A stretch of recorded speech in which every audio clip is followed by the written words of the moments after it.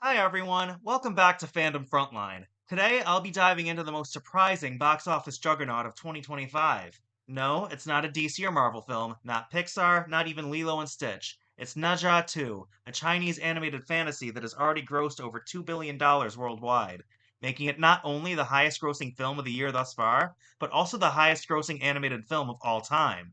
And yet, most American audiences barely know it exists. The IMAX theater I saw it in on premiere day was completely empty. So let's talk about why this film has struck such a chord around the world, and why you should give it a chance. Ne Zha 2 is the sequel to the 2019 film Ne Zha, which itself was a surprise hit, but nowhere near this level of global success. Both films are inspired by a 16th century Chinese novel called Investiture of the Gods. The first movie ended with our misfit hero Ne Zha, a boy cursed from birth, destined to bring destruction, defying that prophecy and forging his own path. The sequel picks up with Ne Zha's spirit restored, only for him to find himself bound together with his rival turned best friend, the Dragon Prince Ao Bing. The two share one body in a kind of mythological odd couple setup, which drives both the comedy and the emotional core of the film. Let me be clear, the animation here is stunning.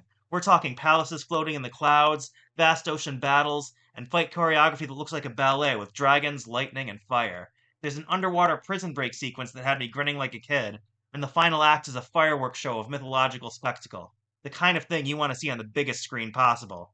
But here's what makes Ne Zha 2 special. Beneath the humor and spectacle, it's a story about family. Ne Zha's parents, Lady Yin and General Li Zhang, are the emotional backbone of the movie. Their love for their son, expressed in both grand sacrifices and tiny everyday gestures, keeps the film grounded. There's a moment where Ne Zha's mother simply hugs him, and it's as powerful as any of the film's massive action sequences. And that ties into the movie's bigger message. Destiny isn't fixed. You can defy the path the world tries to put you on. That message of nonconformity is especially striking coming from a Chinese film, and it gives the story universal resonance. Now, a quick word on the English dub. Most of the cast from the first movie returns, but Michelle Yeoh takes over as Ne Zha's mother, a role originally played in the first film's dub by Chinese American voice actress Stephanie Sheh. This clearly seems to be a marketing move. Yeoh is a huge name, but I really hate to see a career voice actor lose a role to a more famous name. But Yeoh is admittedly excellent, as one would expect, and her warmth gives Lady Yin's few scenes enormous weight.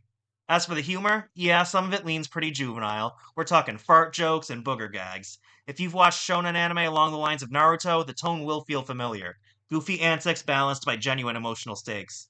So why has Ne Zha 2 become the biggest movie in the world this year? Because it combines everything. Jaw-dropping visuals, mythological storytelling, goofball comedy, and heartfelt family drama.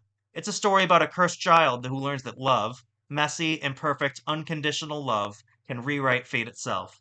Is it perfect? Of course not. Tonal shifts can be jarring, and the humor won't land for everyone.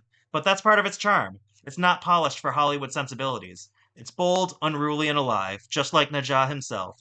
So, if you're willing to step outside the usual blockbuster template, Ne Zha 2 is a journey worth taking. And who knows, it might just change how you see animation, myth, and even family.